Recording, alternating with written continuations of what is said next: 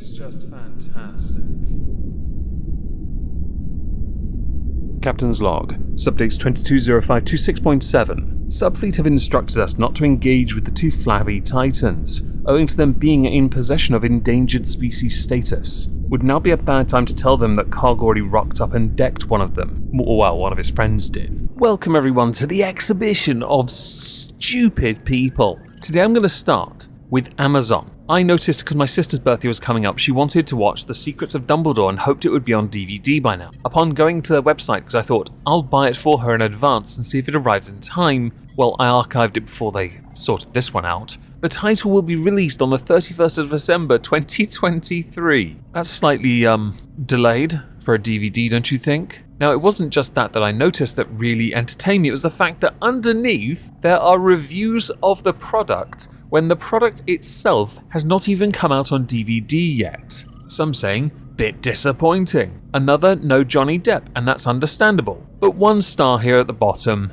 How can this be a review of the DVD if it's not being released for over a year? So if this DVD's been released in 2023, it's not a review of the DVD. I have gone and had a look today just to be sure that this was still there, and they have of course updated it so it comes out on the 25th of July of this year, meaning that it will still be 2 months too late for my sister to watch on her birthday, but at the same time, it's not December 2023, why on earth would you have it set so far in the future? Did you think there were still delays with movies coming out? I know this one's a bit short, but it's alright. I've got 3 more topics worth addressing today, and this one tickled me because, quite frankly, anyone leaving a review on a product, and yet Amazon have gone and approved those reviews even though it's not out on DVD yet, show a remarkable level of stupidity on the part of Amazon, but also of the customer who've just gone there to vent about the fact Johnny Depp isn't in it. But also, it's not Harry Potter and also J.K. Rowling. Not that I agree with any of that,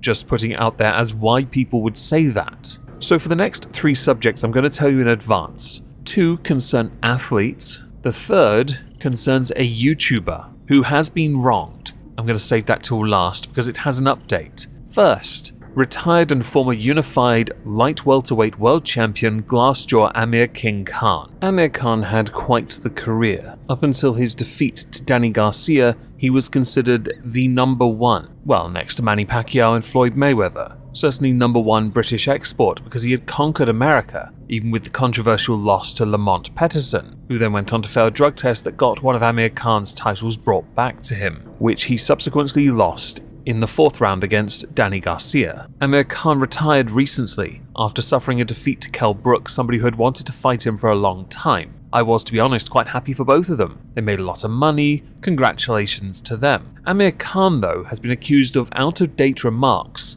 and perpetuating stereotypes. And the reason why is because Amir Khan has accused young Asian sportsmen and women of allowing excuses and a poor diet to stop them fulfilling their potential. In particular, he had picked out Asian football players for supposedly lacking dedication and allowing racism to undermine their development. During a farewell press conference, having announced his retirement last week, Amir Khan was asked if he was proud of his legacy. He had turned professional in 2005, won Olympic gold silver just before that. The situation is very different now though, and many talented Asian boxers cite Amir Khan as their inspiration. So Amir Khan said, "They all want to try now. It's an amazing platform for them to see what I've done, and that it's possible for them to do the same and achieve what I've achieved." People used to say, "We are Asian, we are Muslim, we can't make it in boxing, we're not going to be picked." It's an excuse that all Asians use, that we're never going to be picked. Look at football, for example. There are no Asian footballers, but guess what they all say? We won't get picked because we're Asian. I think that's an effing load of BS, really. It's a load of bollocks.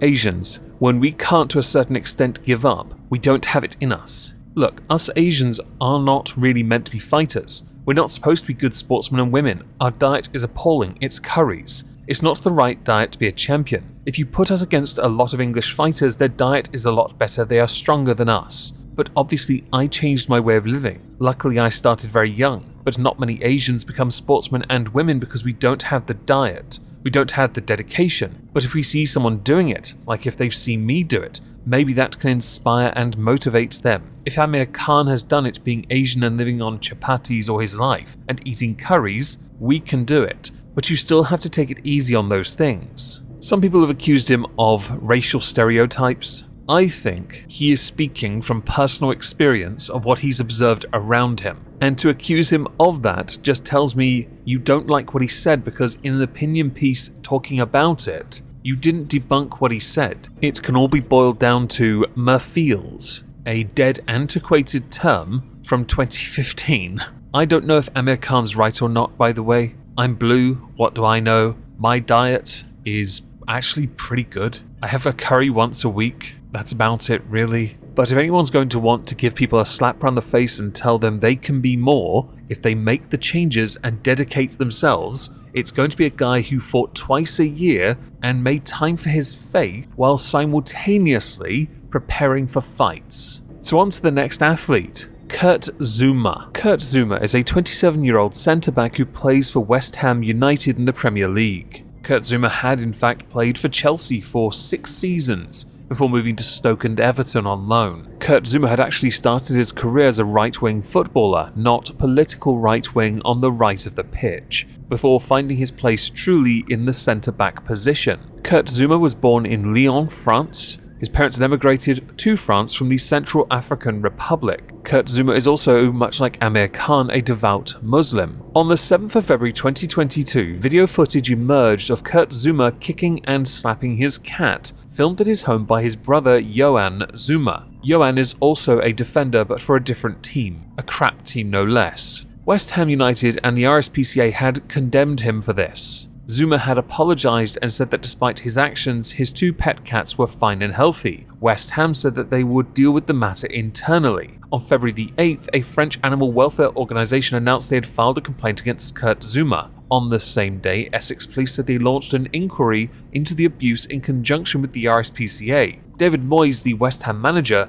then selected Kurt Zouma to play in their match against Watford despite the controversy, which led to many, including BBC Sport presenter Gary Lineker, to say that he was shocked and appalled that Kurt Zouma had been selected to play. Many people condemned. Conservationalist Chris Packer, Mayor of London Sadiq Khan. On the 9th of February, the RSPCA took the cats away, and they were taken into RSPCA care. West Ham sponsor Vitality suspended their deal with the club. Kurt Zouma was fined 2 weeks' wages worth £250,000. On the 10th of February, National League club Dagenham Redbridge announced that his brother Yohan had been suspended by the club for his role filming the abuse of the cat. On the same day, another sponsor for West Ham, Experience Kissimmee, ended their sponsorship deal, citing their wish to work with companies with the highest standards of animal care. On the 16th of March 2022, the RSPCA announced they had a full investigation and that they had started the process of bringing a prosecution against Kurt Zouma and his brother under the 2006 Welfare Act,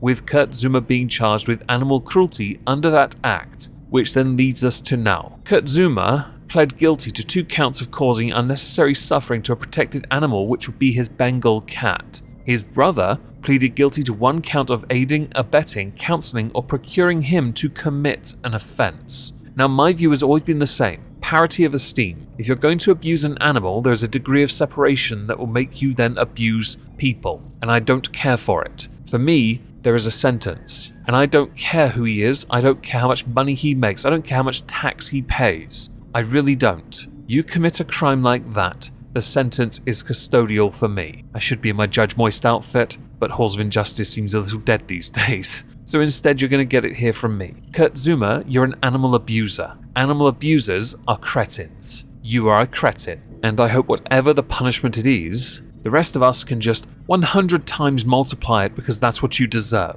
You have a glittering career. You have found immense success in your career as a football player. That's fantastic for you, of course it is. You do not get to use your fame, your success, and dominate other species like that in the manner that you did in the videos that many of us have seen that are still on YouTube, that show you yeeting a cat, slapping a cat, beating a cat. West Ham have shown themselves to be on your side by being desperate to keep your services, no doubt because of how much they paid to get you. It was, after all, £29.8 million for 4 years, and you've only done one of those years. No doubt they want to get their money's worth out of you. So on to our last subject, we're going to talk about Nature's Temper. Nature's Temper is a YouTube channel narration-styled content with over 209,000 subscribers. On the 19th of May, they tweeted out of nowhere, YouTube has taken away my monetization. This is my livelihood and they've taken it away for no reason. Thanks, I guess I won't be sleeping tonight.